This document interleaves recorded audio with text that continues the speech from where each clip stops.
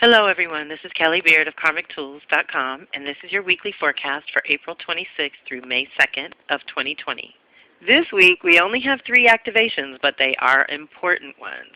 While we're still integrating the Taurus new moon energy, which is ruled by Venus, who is about to start her new cycle on June 3rd. We had a great open house for the new Venus circle. Part 1 and Part 2 of the post call goodies has gone out. So if you have not received them, please check your spam filter because Gmail sometimes puts me in there as of their latest updates in 2020. It just started happening recently. There are a number of ways that you can work with your Venus. So if you're considering it and have any questions at all, don't hesitate to email me directly, Kelly@KarmicTools.com. And it's Kelly with a Y. So let's dive in. The first activation happens on the 26th, which is Sunday. The Sun is conjuncting Uranus. So this is an annual renewal, liberation, awakening, aha moments and whatnot. Here's the thing. For the last several years, Uranus was in Aries. So the annual awakening happened in that department over and over and over for 7 to 8 years in a row. And so it's a powerful thing to pay attention to. Now it has shifted into Taurus, though, so the whole vibe is different. And so where we were awakening to an identity and purpose in Aries, or who you are and what you want in that particular area of life, which would be the house where Aries lives in your chart, now it's moving to Taurus. So Uranus is waking up the whole Taurus department of your life. That means every year for 7 years, the Sun is going to line up there once a year. You get to slowly crack yourself open and awaken to the next level of expression that you would like to have. And the Sun is all about being conscious about it. So this is a conscious awakening. This is when things get disrupted, but you're aware and hopefully making good choices. So right now, the 26th, this coming week, you know, we've been through a lot lately. In spring of 2020 has been definitely transformative and rebirthing and all that. So this energy serves to provoke a radical shift within you, catalyzing the desire to breathe fresh, clean, new, vital energy into your idea of who you are and what you came to contribute.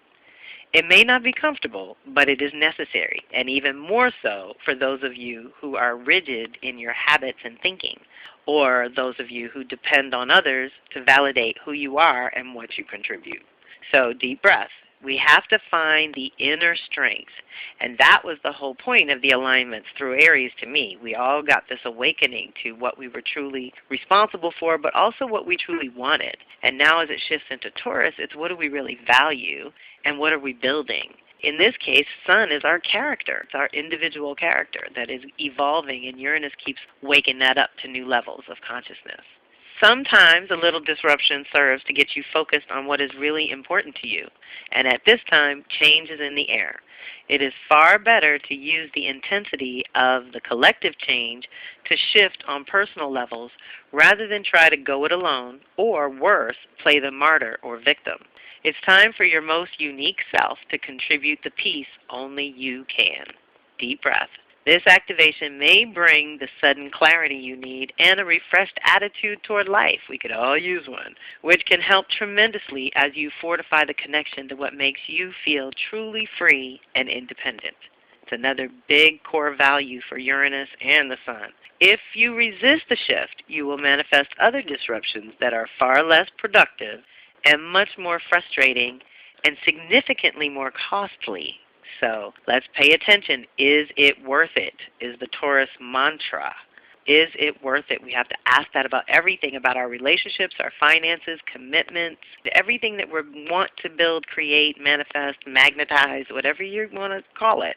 When we're moving through the Taurus zone, which we are at this moment. Speaking of which, don't forget there's a Taurus article up on the blog as well. It's all about the values and priorities.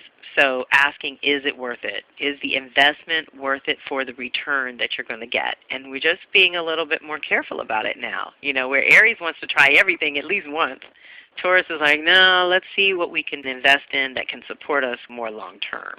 Then on the 28th, which is Tuesday, Mercury is going to square Saturn. So we have an initiation, and here we have a test 2 days later. A mental test that is related to our reality and our actual physical limits. And so a lot of us might be a little mentally frustrated at this moment with the current physical limitations. But it's actually a good energy for other things. And what time and space is being opened up for us in other ways that might be unusual, this activation is good for this time, let's just say. This energy is good for deep thinking rather than negotiating with others, as it is a more solitary energy, making communications with others a little harder than usual. You may feel like people don't understand what you're trying to convey, or that you're coming across more negative than positive. This is not a good energy for business negotiations unless every detail is very clear to all involved. This energy makes you most critical of yourself, but it could trickle over onto others as well. Beware of a tendency toward apathy, pessimism, and or depression. That's Saturn and Mercury, which makes it more mental than literal. Try to stay focused on all the blessings that you do have and all that you have accomplished instead of what's still on the list of things to do in life. This energy is not intended to make you feel bad about all the things left yet to do, but encourage you to begin the necessary steps and be okay with small measures of progress for now. This energy just makes you focus on the practical side of manifesting. Clear the mental and emotional debris and begin to lay a new, clean, solid foundation beneath your goals and strategize about the details of bringing it to fruition. Okay? So Mercury is the details in our mental outlook. Saturn is our reality and our purpose planet. It wants to know how you're going to make it real and how does it serve not just you but other people as well. And so it's pushing us to mold our ideas in a way that they can be useful and relevant. As always, these energies have light and shadow manifestations, so just being aware that the energy is out there and knowing that it also can give you some stamina for digging in if you're on some creative projects, because that's what it's helping me do. It's helping me give form to so many ideas that have been in my head for years almost that are now finally in form for others to play with. And so look for the creative ideas, which ones need new containers, what's bursting, what's outgrown its base and is expanding, so probably needs a little pruning to make it grow better. And that's in the creative idea department, as well as you might just want to be thinking Mercury and Taurus and with Uranus, no doubt. Mercury and Taurus squaring off with Saturn and Aquarius. Now Saturn's going to continue on retrograde back, take its final dip into Capricorn before it's permanently in Aquarius. So this is actually a heads up of sorts to get us present to the practical side of our ideas. Are they nourishing and are they beautiful? And will they stand the test of time? That's Saturn's ultimate question. And Saturn in Aquarius says, does it serve humanity or the community on a higher level besides just you, the individual, with your idea? So let's take all that into account in our prayer work this week. Also, the 28th is Tuesday, so that's my Instagram Live day, and the replays are up on Karmic Tools YouTube channel, usually by Thursday, Friday, as fast as we can. It's been a little crazy. Last week, we didn't do a lot of divinations, if I remember correctly, but we did talk a lot about the Taurus new moon and the new Venus cycle. It's not in the title, but we also talked about the Access the Ancestors readings, so I might have to follow up on that with you all in the near future. Note to self, right? So then the 30th is our last activation. Like I said, we only have 3 this week, but very important because its Sun and Mercury are linking up with Uranus. So first we awakened that Sun aspect, like I said, your character and identity and essence. And now Mercury, your consciousness, is awakening after the challenge with Saturn. Get practical, clarify, check in, and now Uranus is like, now we can take it to the next level. If you know what you're responsible for and you know what you're committed to and you know which aspects of your creative ideas are solid, like Saturn solid, now Uranus comes along and helps put that unique stank on it that is uniquely you and what is uniquely needed at this time in terms of your medicine for the world. So it is said that this energy depends on your normal mental speed, which is not the same as intelligence. If you are naturally quick mentally, then you will be downloading more than usual during this initiation. Uranus acts as a lightning rod that strikes and briefly illuminates an area of your life. In this case, Taurus. New values and priorities for one and all.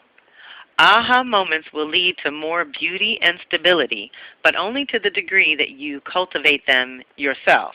If you are in like-hearted circles, the conversations could be really stimulating, unlocking perceptions across the board. If you are not naturally quick mentally, then this will be helpful for you, as you are more likely to experience awakenings and connections to your own intuition that helps strengthen it within. The shadow side to this energy is being oversensitive and jumping to conclusions. Test and ground your insights before hardwiring them into your being in any kind of way. An overtaxed nervous system is widely available for all, too. So try to connect with Mother Earth often to ground any frenetic excess energies. Whatever gets zapped or loosened can thus be moved to the compost pile. Whatever gets illuminated, becomes conscious, is to be further investigated for merit, but valuable nonetheless. Keep records of aha moments, as you won't be able to immediately act on all of them at the same time, and those you cannot at this time often turn into nuggets of gold in your future. So that's what I mean. We are awakening our consciousness with the sun activation at the front end of the week, and then we are going deeper into the creative ideas, creative solutions to many of the limitations that we face now. Not the least of which is just rebirthing a life and claiming a new direction and purpose on the other side of the world crisis. So thank you so much for being part of my community. Thank you for listening. I appreciate your time, energy, and support. I am scheduling those Venus readings and creating those custom guides and getting them printed and shipped out over the next month. So do touch base, and I will talk to you very soon. Much love and gratitude. This is Kelly Beard. Thanks for listening. Please share this with those you think would resonate, and reach out if and when you need to. Kelly at karmictools.com.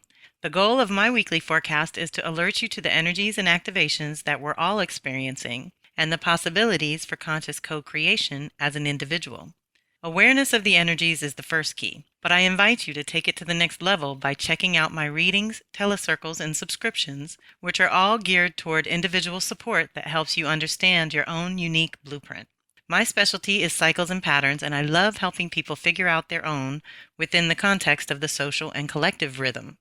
To some, working with their own cycles and patterns is a completely new and foreign concept, but there are many planetary cycles that coincide with natural life cycles that allow us to co-create in mystical as well as practical ways. I create custom tools that I have tried and tested myself for over 30 years, and I do the work alongside my circle every time. So I hope you will reach out if you feel called to dive deeper into your own soul's natural rhythm. Talk to you soon. One love.